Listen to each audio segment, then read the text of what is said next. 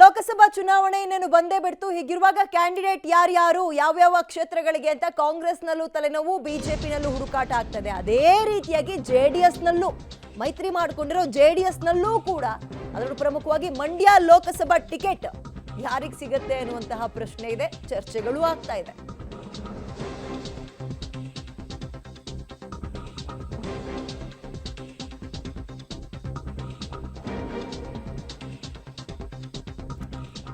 ಇವತ್ತು ಜೆಡಿಎಸ್ನ ಮಂಡ್ಯ ನಾಯಕರ ಹೈ ವೋಲ್ಟೇಜ್ ಸಭೆ ಇದೆ. ನಿನ್ನೆಯಿಂದಲೂ ನಡೀತಾ ಇದೆ ಆ ಸಭೆ. ನಿಖಿಲ್ ನೇತೃತ್ವದಲ್ಲಿ ಮಂಡ್ಯ ಮಾಜಿ ಶಾಸಕರು ಪ್ರಮುಖರ ಸಭೆ ಇದ್ದು ಬಿಜೆಪಿ ಬಳಿ ಮಂಡ್ಯ ಕ್ಷೇತ್ರದ ಟಿಕೆಟ್ಗೆ ಡಿಮ್ಯಾಂಡ್ ಮಾಡಿದೆ ಜೆಡಿಎಸ್. ಸುಮಲತಾ ಬಿಜೆಪಿ ಜೊತೆ ಇರೋದ್ರಿಂದ ಅಭಿಪ್ರಾಯ ಸಂಗ್ರಹಕ್ಕೆ ದಳಪತಿಗಳು ಮುಂದಾಗಿದ್ದಾರಂತೆ. ಸುಮಲತಾ ರೆಬಲ್ ಆದ್ರೆ ಮುಂದೇನು ಅಂತ ಕುರಿತು ಸಭೆಯಲ್ಲಿ ಚರ್ಚೆ ಕೂಡ ಆಗಿದೆಯಂತೆ. ಮುಂದುವರೆದಂತೆ ಕುಮಾರಸ್ವಾಮಿ ಅವರು ಹೇಳಿದ್ರಲ್ಲ, ಅವ್ರು ಇನ್ನೂ ಬಿಜೆಪಿ ಜೊತೆ ಇದ್ದಾರೆ ಅನ್ನೋದಾದ್ರೆ ಅವ್ರ ಹತ್ರನೂ ಹೋಗಿ ಮಾತಾಡ್ತೀವಿ ಅಂತ ಹೇಳಿದ್ರು. ಏನೂ ಇಲ್ಲ ಅದರಲ್ಲಿ, ಹೋಗಿ ಮಾತಾಡ್ತೀವಿ ಸುಮಲತಾ ಅವ್ರ ಹತ್ರನೂ ಅಂತ ಹೇಳಿದ್ರು ಮೊನ್ನೆ. ಮೈತ್ರಿ ವೇಳೆ ಮಂಡ್ಯ ಕ್ಷೇತ್ರ ಸಿಗೋ ವಿಶ್ವಾಸದಲ್ಲಿ ಜೆಡಿಎಸ್ ಇದೆ. ಅವರಿಗೆ 2 ಸಿಗುತ್ತಾ, 3 ಸಿಗುತ್ತಾ, 4 ಕ್ಷೇತ್ರಗಳ ಇನ್ನೂ ಕನ್ಫರ್ಮ್ ಆಗಿಲ್ಲ. ಜಿಲ್ಲೆಯ ಸ್ಥಾನವನ್ನು ಜೆಡಿಎಸ್ ಪಡ್ಕೊಳ್ಬೇಕು, ಅದು ಬಹಳ ಮುಖ್ಯವಾದ ಅಂಶ ಇಲ್ಲಿ. ಹಾಗಾಗಿ ಮುಂದಿನ ದಿನಗಳಲ್ಲಿ ಎಲ್ಲ ತೀರ್ಮಾನ ಆಗ್ತವೆ. ನಾನು ಆಕಾಂಕ್ಷಿ ಅಲ್ಲ ಅಂತಕ್ಕಂಥದ್ದು ಹಲವಾರು ಬಾರಿ ಹೇಳಿದ್ದೀನಿ. ಪಕ್ಷದ ವರಿಷ್ಠರು ಸನ್ಮಾನ್ಯ ಕುಮಾರಣ್ಣ ಅವರು, ನಮ್ಮ ಹಿರಿಯ ನಾಯಕರುಗಳು ಎಲ್ಲರೂ ದೆಹಲಿಗೆ ಹೋಗ್ತಕ್ಕಂಥ ಒಂದು ಸಾಧ್ಯತೆ ಈ ತಿಂಗಳಲ್ಲಿ ಬಹುಶಃ ಒಂದು ದಿನಾಂಕ ಫಿಕ್ಸ್ ಆಗುತ್ತೆ. ಅತಿ ಶೀಘ್ರದಲ್ಲೇ ನಿಮಗೆಲ್ಲರಿಗೂ ಒಂದು ಸಿಹಿ ಸುದ್ದಿ ಕೊಡ್ತೀವಿ. ಬೆಂಬಲ ಇವತ್ತೇನು ಮೈತ್ರಿ ಪಕ್ಷಕ್ಕೆ ಬಿಜೆಪಿ ಜೊತೆ ಹೊಂದಾಣಿಕೆ ಮಾಡಿದ್ದೇವೆ. ಹಲವಾರು ಕಡೆ ಇವತ್ತು ಒಂದು ಕಡೆ ನರೇಂದ್ರ ಮೋದಿಯವರ ಒಂದು ಇಮೇಜ್ ಬೇರೆ ಒಂದು ಭಾಗ ಬಿ ಜೆ ಪಿ ಪಕ್ಷಕ್ಕೆ, ಈ ಮೈತ್ರಿ ಪಕ್ಷಕ್ಕೂ ಸಹ 2 ಪಕ್ಷಗಳಿಗೆ. ಅದು ಜೊತೆಗೆ ರಾಮ ಮಂದಿರದ ಒಂದು ಉದ್ಘಾಟನೆ ಏನಾಗ್ತಾ ಇದೆ, ಇದೆಲ್ಲ ಇವತ್ತು ಮುಂಚೂಣಿಗೆ ಬರ್ತಕ್ಕಂಥದ್ದು. ಪಾರ್ಲಿಮೆಂಟ್ ಚುನಾವಣೆಗೆ ಒಂದು ಸ್ಟೇಬಲ್ ಗೌರ್ಮೆಂಟ್ ಬರಬೇಕು ಅಂತಕ್ಕಂಥದ್ದು ಇಡೀ ದೇಶದಾದ್ಯಂತ ಜನತೆಯಲ್ಲಿ ಇರ್ತಕ್ಕಂಥದ್ದು ಏನಿದೆ. ನಮ್ಮ ಪಾತ್ರ ಇಲ್ಲಿ ಕಳೆದ ಚುನಾವಣೆಯಲ್ಲಿ ಅಸೆಂಬ್ಲಿ ಚುನಾವಣೆ ಇರ್ಬೋದು 2008-09ರಿಂದ. ಹೆಚ್ಚಿನ ಡೀಟೇಲ್ಸ್ ನಮ್ಮ ಪ್ರತಿನಿಧಿ ಶ್ರೀನಿವಾಸ್ ನೀಡ್ತಾರೆ. Good morning Srinivas. ಒಂದು ಕನ್ಫರ್ಮ್ ಆಗಿದೆ, ಅದು ಜೆಡಿಎಸ್ ಮತ್ತು ಬಿಜೆಪಿ ಮೈತ್ರಿಯಾಗಿ ಲೋಕಸಭಾ ಚುನಾವಣೆಗೆ ಹೋಗ್ತಾ ಇದೆ ಅಂತ.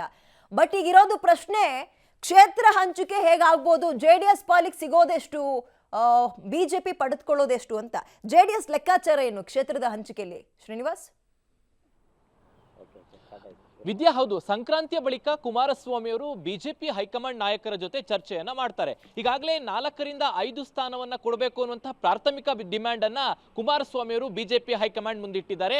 ಅದರಲ್ಲಿ ಪ್ರಮುಖ ಕ್ಷೇತ್ರ ಮಂಡ್ಯ. ಸೊ ಮಂಡ್ಯ ಕ್ಷೇತ್ರದಲ್ಲಿ ಈಗ ಪಕ್ಷೇತರ ಅಭ್ಯರ್ಥಿ ಬಿಜೆಪಿಗೆ ಬೆಂಬಲ ಕೊಟ್ಟಿರುವಂತಹ ಸುಮಲತಾ ಅವರು ಹಾಲಿ ಸಂಸದರಾಗಿದ್ದಾರೆ. ಜೆಡಿಎಸ್ ಕೂಡ ಮಂಡ್ಯ ಬೇಕು ಅಂದ್ರೆ ಅದು ಭದ್ರಕೋಟೆ ಅನ್ನುವಂತಹ ಡಿಮ್ಯಾಂಡ್ ಅನ್ನ ಇಟ್ಟಿದೆ. ಒಂದ್ ವೇಳೆ ಸುಮಲತಾ ಏನಾದ್ರೂ ಕುಮಾರಸ್ವಾಮಿ ಅವರು ಈಗಾಗಲೇ ಹೇಳಿದ್ದಾರೆ ನಾವು ಮಾತುಕತೆಗೆ ಸಿದ್ಧ ಅಂತ. ಒಂದ್ ವೇಳೆ ಸುಮಲತಾ ಅವರು ಮಾತುಕತೆಗೆ ಒಪ್ಪದೆ ರೆಬಲ್ ಆದ್ರೆ ಮುಂದಿನ ಪ್ರಕ್ರಿಯೆಗಳು ಏನಿರಬೇಕು ಅನ್ನುವಂತ ವಿಚಾರವಾಗಿ ಇವತ್ತು ಚರ್ಚೆಯನ್ನ ನಿಖಿಲ್ ಕುಮಾರಸ್ವಾಮಿ ಅವರು ಮಂಡ್ಯ ಭಾಗದ ನಾಯಕರು ಮಾಜಿ ಶಾಸಕರ ಜೊತೆ ಮಾತಾಡ್ತಿದ್ದಾರೆ. ಇನ್ನೊಂದ್ ಕಡೆ ಕುಮಾರಸ್ವಾಮಿ ಅವರು ಚಿಕ್ಕಮಗಳೂರಿನ ರೆಸಾರ್ಟ್ ನಲ್ಲಿ ಅನೇಕ ಮಂಡ್ಯ ಭಾಗದ ನಾಯಕರನ್ನ ಕುರಿತು ಚರ್ಚೆಯನ್ನು ಕೂಡ ಮಾಡಿದ್ದಾರೆ. ಮುಂದುವರೆದು ಇವತ್ತು ನಿಖಿಲ್ ಕುಮಾರಸ್ವಾಮಿ ಅವರು ಚರ್ಚೆಯನ್ನ ಮಾಡ್ತಿದ್ದಾರೆ. ಪ್ರಮುಖವಾಗಿ ಒಂದ್ ವೇಳೆ ಸುಮಲತಾ ಅವರು ಏನಾದ್ರೂ ಮಾತುಕತೆಗೆ ಬಾರದೆ ಹೋದ್ರೆ, ರೆಬಲ್ ಆದ್ರೆ, ಅವರ ಮುಂದಿನ ನಡೆ ಏನಾದ್ರೂ ಬೇರೆ ರೀತಿ ಇದ್ರೆ ನಾವು ಯಾವ ಸ್ಟ್ಯಾಂಡ್ ಅನ್ನ ತೆಗೆದುಕೊಳ್ಬೇಕು, ಯಾರು ಅಭ್ಯರ್ಥಿ ಆದ್ರೆ ನಮಗೆ ಪ್ಲಸ್ ಆಗುತ್ತೆ. ಸೊ ಇದೆಲ್ಲ ವಿಚಾರಗಳನ್ನ ಇವತ್ತು ಚರ್ಚೆ ಮಾಡ್ತಾರೆ, ಮತ್ತೆ ನಾಯಕರಿಂದ ಅಭಿಪ್ರಾಯವನ್ನ ಸಂಗ್ರಹ ಮಾಡ್ತಾರೆ. ಇನ್ನು ವಿಚಾರ ಅಂತಂದ್ರೆ ಹೈಕಮಾಂಡ್ ಬಳಿ ಈಗಾಗಲೇ ನಾನು ಹೇಳಿದಾಗೆ ಪ್ರಾಥಮಿಕ ಹಂತವಾಗಿ ಮಂಡ್ಯ ಕ್ಷೇತ್ರವನ್ನು ಕೂಡ ಇಟ್ಟಿದ್ದಾರೆ.